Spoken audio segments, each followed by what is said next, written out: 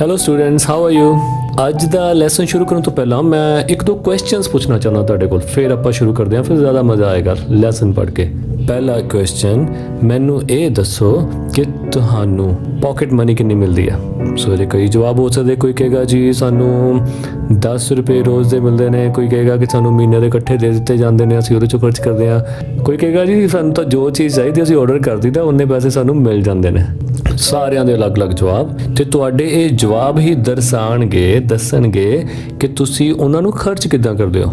ਜੇ ਤਾਂ ਬਹੁਤ ਜ਼ਿਆਦਾ ਪਾਕਟ ਮਨੀ ਮਿਲਦੀ ਹੈ ਫਿਰ ਤਾਂ ਬਸ ਜੀ ਖੋਲ ਕੇ ਖਰਚ ਕਰਦੇ ਹੋ ਨਾ, ਜਿੰਨੇ ਮਰਜ਼ੀ ਖਰਚੋ ਕਿਉਂਕਿ ਬਾਅਦ ਚੋਂ ਮਿਲ ਜਾਣੇ ਨੇ।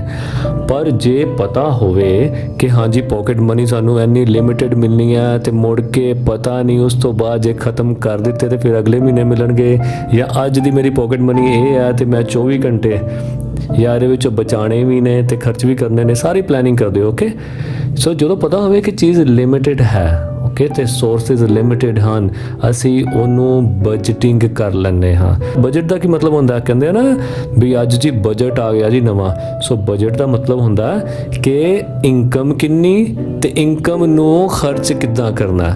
ਸੋ ਆਮਦਨ ਤੇ ਖਰਚਾ, ਬਸ ਇਹਨੂੰ ਕਹਿੰਦੇ ਨੇ ਬਜਟ। ਸੋ ਅੱਜ ਇਹਦੇ ਨਾਲ ਹੀ ਮਿਲਦਾ ਜੁਲਦਾ ਅਸੀਂ ਲੈਸਨ ਕਰਾਂਗੇ, ਪਰ ਉਹਦੇ ਵਿੱਚ ਤੁਹਾਡੀ ਇਨਕਮ ਬਾਰੇ ਕੋਈ ਗੱਲ ਨਹੀਂ ਹੋਏਗੀ। ਉਹਦੇ 'ਚ ਅਸੀਂ ਬਜਟਿੰਗ ਕਰਾਂਗੇ ਆਪਣੇ ਟਾਈਮ ਦੀ। ਸੋ ਕਿੱਦਾਂ ਅਸੀਂ ਆਪਣੇ ਟਾਈਮ ਨੂੰ ਬੈਸਟ ਯੂਟਿਲਾਈਜ਼ ਕਰ ਸਕਦੇ ਹਾਂ। ਸੋ ਟਾਈਮ ਦੀ ਬਜਟਿੰਗ ਦੀ ਇੰਨੀ ਲੋੜ ਕੀ ਹੈ ਕਿ ਸਾਡੇ ਕੋਲ ਟਾਈਮ ਲਿਮਿਟਿਡ ਹੈ, ਕਿ ਅਸੀਂ ਆਪਣੀ ਲਾਈਫ ਵਿੱਚ ਕੁਝ ਵਿਸ਼ੇਸ਼ ਕੰਮ ਕਰਨ ਲਈ ਇੱਥੇ ਆਏ ਹਾਂ ਜਿਹਦੇ ਲਈ ਸਾਨੂੰ ਆਪਣੇ ਟਾਈਮ ਦੀ ਬਜਟਿੰਗ ਕਰਨੀ ਪਏਗੀ। ਇਹ ਸਾਰਾ ਕੁਝ ਜਾਣਨ ਲਈ ਆਓ ਪੜ੍ਹਦੇ ਹਾਂ lesson budgeting your time.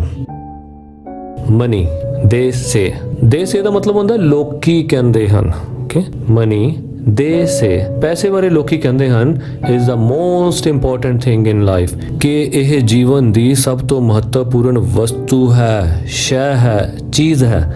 Money makes the mayor ਗੋ, ਪੈਸੇ ਨਾਲ ਹੀ ਜ਼ਿੰਦਗੀ ਚੱਲਦੀ ਹੈ, ਜੀਵਨ ਰੂਪੀ ਘੋੜੀ ਚੱਲਦੀ ਹੈ। ਮੇਅਰ ਦਾ ਮਤਲਬ ਹੁੰਦਾ ਘੋੜੀ, MARE। ਤੇ ਜੇ ਤੁਸੀਂ ਕਿਤੇ ਨੋਟਿਸ ਕੀਤਾ ਹੋਵੇ, ਮੈਂ ਤਾਂ ਬਹੁਤ ਵਾਰ ਨੋਟਿਸ ਕੀਤਾ, ਜਦੋਂ ਕਿਤੇ ਵਿਆਹ ਵਾਲੀ ਘੋੜੀ ਹੁੰਦੀ ਹੈ ਨਾ ਤੇ ਉੱਤੇ ਦੂल्हा ਚੜਿਆ ਹੋਵੇ ਤੇ ਅੱਗੇ ਬਰਾਤੀ ਨੱਚਦੇ ਹੋਣ, ਤੇ ਜਿਹੜਾ ਘੋੜੀ ਨੂੰ ਚਲਾਉਣ ਵਾਲਾ ਹੁੰਦਾ ਨਾ, ਉਹਨੇ ਸੋ ਘੋੜੀ ਦੇ ਮਾਲਕ ਨੇ ਉਹਦੀ ਟ੍ਰੇਨਿੰਗ ਪਤਾ ਕੀ ਕੀਤੀ ਹੁੰਦੀ ਹੈ? ਜਦੋਂ ਬਰਾਤੀ ਘੋੜੀ ਤੋਂ ਪੈਸੇ ਵਾਰ ਕੇ ਉਹਦੇ ਮਾਲਕ ਨੂੰ ਦੇਣਗੇ ਤਾਂ ਘੋੜੀ ਅੱਗੇ ਵਧੇਗੀ, ਨਹੀਂ ਤਾਂ ਉਹਨੇ ਦੂल्हे ਨੂੰ ਲੈ ਕੇ ਉੱਥੇ ਖੜ ਜਾਣਾ। ਓਕੇ, ਅਗਲੀ ਵਾਰ ਨੋਟਿਸ ਕਰਿਓ ਲੋਕਡਾਊਨ ਖੁੱਲਣ ਤੋਂ ਬਾਅਦ ਜਦੋਂ ਵਿਆਹ ਹੋਣੇ ਸ਼ੁਰੂ ਹੋਣਗੇ। ਸੋ ਮੇਰੇ ਖਿਆਲ ਵਿੱਚ ਇਹ ਕਹਾਵਤ ਉੱਥੋਂ ਹੀ ਬਣੀ ਹੈ, ਮਨੀ ਮੇਕਸ ਦ ਮੇਅਰ ਗੋ, ਕਿ ਪੈਸੇ ਦੇ ਨਾਲ ਹੀ ਘੋੜੀ ਅੱਗੇ ਵਧਦੀ ਹੈ, ਯਾਨੀ ਘੋੜੀ ਤੋਂ ਭਾਵ ਜ਼ਿੰਦਗੀ ਅੱਗੇ ਵਧਦੀ ਹੈ। is an age old saying ਹੁੰਦੀ ਹੈ ਕਹਾਵਤ। ਇਹ ਇੱਕ ਯੁਗਾਂ ਪੁਰਾਣੀ ਕਹਾਵਤ ਹੈ। ਏਜ ਓਲਡ ਹੁੰਦੇ ਆ ਯੁਗਾਂ ਪੁਰਾਣੀ, ਏਜ ਮਤਲਬ ਯੁੱਗ। the power of money, ਪੈਸੇ ਦੀ ਸ਼ਕਤੀ। people believe, ਲੋਕਾਂ ਦਾ ਵਿਸ਼ਵਾਸ ਹੈ, is great, ਮਹਾਨ ਹੈ, but greater still is the power of time, ਪਰ ਉਸ ਤੋਂ ਵੀ ਮਹਾਨ ਅਜੇ ਵੀ ਸਮੇਂ ਦੀ ਤਾਕਤ ਹੈ। money once lost can be regained, ਪੈਸਾ ਇੱਕ ਵਾਰ ਚਲੇ ਜਾਵੇ ਦੁਬਾਰਾ ਆ ਜਾਂਦਾ ਹੈ। time once lost is lost forever, ਸਮਾਂ ਇੱਕ ਵਾਰ ਗਿਆ ਤੇ ਸਦਾ ਲਈ ਗਿਆ। time and tide wait for none, ਇਹ ਪ੍ਰੋਵਰਬ ਸਮੇਂ ਵਾਸਤੇ ਆਮ ਵਰਤੀ ਜਾਂਦੀ ਕਿ ਸਮਾਂ ਕਿਸੇ ਦੀ ਵੇਟ ਨਹੀਂ ਕਰਦਾ। ਟਾਈਡ ਦਾ ਮਤਲਬ ਵੈਸੇ ਹੁੰਦਾ ਜਵਾਰ ਪਾਟਾ। ਸੋ ਜਵਾਰ ਪਾਟਾ ਜਦੋਂ ਆਇਆ ਤੇ ਉਹਨੇ ਉਸੇ ਤਰ੍ਹਾਂ ਵਾਪਸ ਚੱਲ ਜਾਣਾ, ਉਹਨੇ ਰੁਕਣਾ ਨਹੀਂ। So time and tide wait for none, ਸਮਾਂ ਅਤੇ ਜਵਾਰ ਪਾਟਾ ਕਿਸੇ ਦਾ ਇੰਤਜ਼ਾਰ ਨਹੀਂ ਕਰਦੇ। If you do not make the best use of time, ਜੇ ਤੁਸੀਂ ਸਮੇਂ ਦਾ ਭਰਪੂਰ ਸਦ ਉਪਯੋਗ ਨਹੀਂ ਕਰਦੇ, and do not take time by the forelock, ਵੈਸੇ ਫੋਰਲੋਕ ਦਾ ਸ਼ਾਬਦਿਕ ਮਤਲਬ ਹੈ ਸਿਰ ਦੇ ਵਾਲਾਂ ਦਾ ਅਗਲਾ ਹਿੱਸਾ, ਜਾਂ ਘੋੜੇ ਦੇ ਜਿਹੜੇ ਵਾਲ ਹੁੰਦੇ ਨੇ ਦੋ ਕੰਨਾਂ ਦੇ ਵਿੱਚੋਂ ਦੀ ਅੱਗੇ ਅੱਗੇ ਗਿਰੇ ਹੁੰਦੇ ਨੇ ਵਾਲ, ਉਹਨਾਂ ਨੂੰ ਫੋਰਲੋਕ ਕਹਿੰਦੇ ਨੇ। ਪਰ ਇੱਥੇ ਦਾ ਮਤਲਬ ਹੈ ਬਾਏ ਦਾ ਫੋਰਲੋਕ, ਮਤਲਬ ਕਿਸੇ ਵੀ ਚੀਜ਼ ਦਾ ਸਾਹਮਣਾ ਕਰਨਾ ਦ੍ਰਿੜਤਾ ਦੇ ਨਾਲ। ਸੋ ਪੂਰਾ ਮਤਲਬ ਕੀ ਹੋਇਆ? ਜੇ ਤੁਸੀਂ ਸਮੇਂ ਦਾ ਸਦ ਉਪਯੋਗ ਨਹੀਂ ਕਰਦੇ ਅਤੇ ਸਮੇਂ ਦਾ ਸਾਹਮਣੇ ਖੜ ਕੇ ਮੁਕਾਬਲਾ ਨਹੀਂ ਕਰਦੇ, you are destined to be doomed. Destined ਹੁੰਦਾ ਤੁਹਾਡੀ ਕਿਸਮਤ ਵਿੱਚ ਲਿਖਿਆ ਜਾਣਾ, ਡੂਮਡ ਯਾਨੀ ਅਪਰਾਧੀ, ਤਾਂ ਤੁਸੀਂ ਸਮੇਂ ਦੇ ਅਪਰਾਧੀ ਕਹਾਓਗੇ।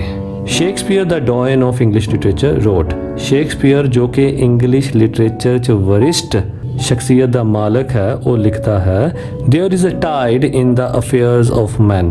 टाइड यानी जवार पाटा, लहर, अफेयर्स ऑफ मैन यानी जिंदगियां, मनुख दियां जिंदगियां। सो सारे मनुखों दियां जिंदगियां विच टाइड आंदे आ, यानी जवार पाटा आंदा, उतरा चढ़ा आंदे ने, लहरां उठदियां ने, which taken at the flood leads on to fortune, ਜਿਹੜੇ ਕਿ ਤੂਫਾਨ ਵੇਲੇ ਉਸ ਨੂੰ ਲੈ ਜਾਂਦੀਆਂ ਹਨ ਵਹਾ ਕੇ ਕਿਸਮਤ ਦੇ ਸਹਾਰੇ। omitted all the voyage of their life is bound in shallows and in miseries, means to say that the key to success in life lies in knowing that a tide or simply the motivation of men। ਸੋ ਇਹਦਾ ਭਾਵ ਇਹ ਹੈ ਕਿ ਸਮੁੰਦਰ ਵਿੱਚ ਚੱਲਣ ਵਾਲੀਆਂ ships ਨੂੰ ਵੱਡੇ ਜਵਾਰ ਭਾਟਿਆਂ ਦੀ ਲੋੜ ਹੁੰਦੀ ਹੈ ਪੋਰਟ ਯਾਨੀ ਕਿਨਾਰੇ ਤੇ ਪਹੁੰਚਣ ਅਤੇ ਕਿਨਾਰਾ ਛੱਡਣ ਲਈ। ਤੇ ਕੋਈ ਵੀ ਵਿਅਕਤੀ ਇਹਨਾਂ ਜਵਾਰ ਭਾਟਿਆਂ ਨੂੰ ਕੰਟਰੋਲ ਨਹੀਂ ਕਰ ਸਕਦਾ ਕਿ ਕਦੋਂ ਇਹ ਜਵਾਰ ਭਾਟੇ ਕਿਨਾਰੇ ਵੱਲ ਆਣਗੇ ਤੇ ਕਦੋਂ ਕਿਨਾਰਾ ਛੱਡਣਗੇ। ਪਰ ਜਿਹੜੀਆਂ ਸ਼ਿਪਸ ਉਸ ਜਗ੍ਹਾ ਤੇ ਵੇਟ ਕਰ ਰਹੀਆਂ ਹੁੰਦੀਆਂ ਹਨ ਕਿਨਾਰੇ ਤੇ, ਉਹਨਾਂ ਨੂੰ ਜ਼ਰੂਰ ਇਸ ਜਵਾਰ ਭਾਟੇ ਦੀ ਉਡੀਕ ਕਰਨੀ ਚਾਹੀਦੀ ਹੈ ਕਿ ਜਦੋਂ ਉਹ ਆਣ ਤਾਂ ਕਿ ਉਹ ਆਪਣਾ ਜਿਹੜਾ ਬੇੜਾ ਹੈ, ਸਮੁੰਦਰੀ ਬੇੜਾ ਸ਼ਿਪ, ਉਸ ਨੂੰ ਸਮੁੰਦਰ ਦੇ ਵਿੱਚ ਲੈ ਕੇ ਜਾ ਸਕਣ।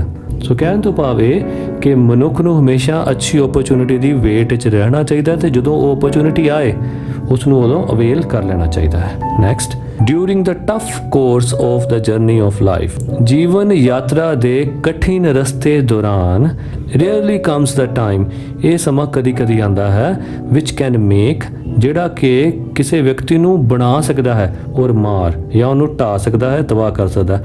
ਅ ਪਰਸਨਸ ਹੋਲ ਫਿਊਚਰ, ਇੱਕ ਵਿਅਕਤੀ ਦਾ ਸਾਰਾ ਭਵਿੱਖ, ਯਾਨੀ ਮਨੁੱਖ ਦੀ ਕਠੋਰ ਜ਼ਿੰਦਗੀ ਦੇ ਰਸਤੇ ਦੇ ਵਿੱਚ ਇਹ ਸਮਾਂ ਕਦੀ ਕਦੀ ਆਉਂਦਾ ਹੈ ਜਿਹੜਾ ਸਮਾਂ ਉਸ ਵਿਅਕਤੀ ਨੂੰ ਜਾਂ ਤਾਂ ਉਠਾ ਦਿੰਦਾ ਹੈ ਤੇ ਜੇ ਉਹ ਸਮਾਂ ਖੁੰਝ ਜਾਵੇ ਤਾਂ ਉਹੀ ਸਮਾਂ ਵਿਅਕਤੀ ਨੂੰ ਮਾਰ ਕੇ ਰੱਖ ਦਿੰਦਾ ਹੈ, ਯਾਨੀ ਉਹਦਾ ਫਿਊਚਰ ਬਰਬਾਦ ਕਰ ਦਿੰਦਾ ਹੈ। Such a precious moment must not be allowed to go unnoticed. ਇਸੇ ਕਰਕੇ ਜਿੱਦਾਂ ਸ਼ੇਕਸਪੀਅਰ ਨੇ ਉੱਪਰ ਕਿਹਾ ਸੀ ਕਿ ਜਿਹੜਾ ਟਾਈਡ ਹੈ ਉਹ ਕਿਸੇ ਦੀ ਵੇਟ ਨਹੀਂ ਕਰਦਾ, ਪਰ ਸਾਨੂੰ ਉਹਦੀ ਵੇਟ ਕਰਨੀ ਚਾਹੀਦੀ ਹੈ ਕਿ ਜਦੋਂ ਟਾਈਡ ਆਏ, ਜਵਾਰ ਭਾਟਾ ਆਏ, ਤਾਂ ਫਿਰ ਅਸੀਂ ਉਦੋਂ ਆਪਣਾ ਬੇੜਾ ਹੈ ਸਮੁੰਦਰ ਵਿੱਚ ਠੇਲ ਸਕੀਏ।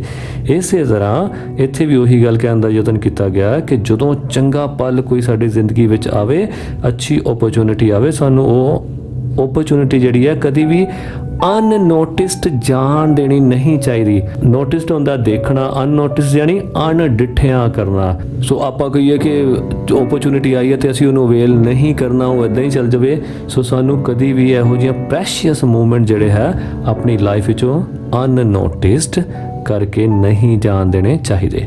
One must act in time, ਹਰ ਇੱਕ ਵਿਅਕਤੀ ਨੂੰ ਸਮੇਂ ਸਿਰ ਕਾਰਵਾਈ ਕਰ ਲੈਣੀ ਚਾਹੀਦੀ ਹੈ, ਕੰਮ ਕਰ ਲੈਣਾ ਚਾਹੀਦਾ ਹੈ।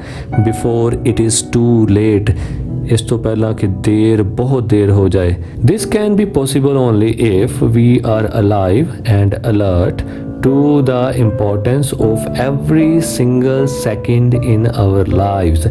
ਇਹ ਤਾਂ ਹੀ ਪੋਸੀਬਲ ਹੈ ਜੇ ਅਸੀਂ ਹਰ ਸਿੰਗਲ ਸੈਕਿੰਡ ਵਿੱਚ ਭਰਪੂਰ ਜ਼ਿੰਦਗੀ ਜੀ ਰਹੇ ਹਾਂ ਅਤੇ ਅਲਰਟ ਰਹਿ ਰਹੇ ਹਾਂ ਤੇ ਸਾਨੂੰ ਉਸ ਹਰ ਸੈਕਿੰਡ ਦੀ ਵੈਲਿਊ ਦਾ ਪਤਾ ਹੈ। those who waste time, ਉਹ ਜਿਹੜੇ ਟਾਈਮ ਵੇਸਟ ਕਰਦੇ ਹਨ, and let it pass unnoticed, ਅਤੇ ਜਿਹੜੇ ਇਸ ਨੂੰ ਇਸੇ ਤਰ੍ਹਾਂ ਹੀ ਗਵਾ ਦਿੰਦੇ ਹਨ, have to repent and pine। repent ਹੁੰਦਾ ਪਛਤਾਵਾ ਕਰਨਾ ਤੇ pine ਹੁੰਦਾ ਵਿਰਲਾਪ ਕਰਨਾ।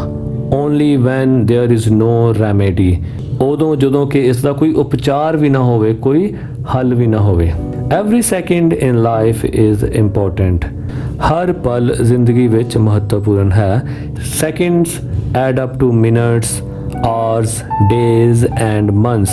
ਸੈਕਿੰਡ ਜੋੜ ਕੇ ਮਿੰਟ ਬਣਦੇ ਹਨ, ਮਿੰਟ ਜੋੜ ਕੇ ਘੰਟੇ, ਘੰਟੇ ਦਿਨ, ਦਿਨ ਮਹੀਨੇ ਬਣਾਉਂਦੇ ਹਨ। many a trickle makes a mickle। ਟ੍ਰਿਕਲ ਹੁੰਦੀ ਹੈ ਛੋਟੀ ਚੀਜ਼, ਮਿਕਲ ਹੁੰਦੀ ਹੈ ਵੱਡੀ ਚੀਜ਼। ਸੋ ਇਹ ਸਕਾਟਲੈਂਡ ਦੀ ਇੱਕ ਪ੍ਰੋਵਰਬ ਹੈ, ਉੱਥੇ ਆਮ ਬੋਲੀ ਜਾਂਦੀ ਹੈ ਕਿ ਛੋਟੀਆਂ ਚੀਜ਼ਾਂ, ਜਿਹਨੂੰ ਆਪਾਂ ਪੰਜਾਬੀ 'ਚ ਕਹਿੰਦੇ ਆ ਬੂੰਦ ਬੂੰਦ ਤੋਂ ਸਾਗਰ ਬਣਦਾ ਹੈ, why not then save every second to make the best use of time. ਤਾਂ ਫਿਰ ਅਸੀਂ ਕਿਉਂ ਨਹੀਂ ਹਰ ਪਲ ਨੂੰ ਸੇਵ ਕਰਦੇ, ਬਚਾਉਂਦੇ, ਤਾਂ ਕਿ ਉਸ ਦਾ ਵਧੀਆ ਇਸਤੇਮਾਲ ਕੀਤਾ ਜਾ ਸਕੇ। If you do not do that, ਜੇ ਤੁਸੀਂ ਅਜਿਹਾ ਨਹੀਂ ਕਰਦੇ, a lot of time is squandered down the drain for nothing. Squandered down ਹੁੰਦਾ ਗਵਾਣਾ, ਐਵੇਂ ਵਿਅਰਥ ਗਵਾ ਦੇਣਾ, ਅਜਾਈਂ ਗਵਾ ਦੇਣਾ। ਸੋ ਜੇ ਤੁਸੀਂ ਅਜਿਹਾ ਨਹੀਂ ਕਰਦੇ ਤਾਂ ਸਮੇਂ ਤੋਂ ਬਿਨਾਂ ਕੁਝ ਜ਼ਿਆਦਾ ਪਾਏ ਤੁਸੀਂ ਇਹਨੂੰ ਇਸੇ ਤਰ੍ਹਾਂ ਹੀ ਅਜਾਈਂ ਗਵਾ ਦਿਓਗੇ। Life is short and uncertain, ਜ਼ਿੰਦਗੀ ਛੋਟੀ ਹੈ ਅਤੇ ਅਨਿਸ਼ਚਿਤ ਹੈ। Art is long and time is fleeting, ਕਲਾ ਲੰਮੇਰੀ ਹੈ ਅਤੇ ਸਮਾਂ ਉੱਡ ਰਿਹਾ ਹੈ। ਸੈਡ ਅ ਪੋਇਟ, ਇੱਕ ਕਵੀ ਨੇ ਕਿਹਾ ਸੀ। We have a lot to do, ਸਾਡੇ ਕੋਲ ਬਹੁਤ ਕੁਝ ਹੈ ਕਰਨ ਲਈ। ਅ ਲੌਂਗ ਰੋਡ ਟੂ ਟਰੈਵਰਸ, ਇੱਕ ਲੰਮੇਰੀ ਸੜਕ ਪਈ ਹੈ ਟਰੈਵਲ ਕਰਨ ਨੂੰ, ਯਾਨੀ ਜ਼ਿੰਦਗੀ।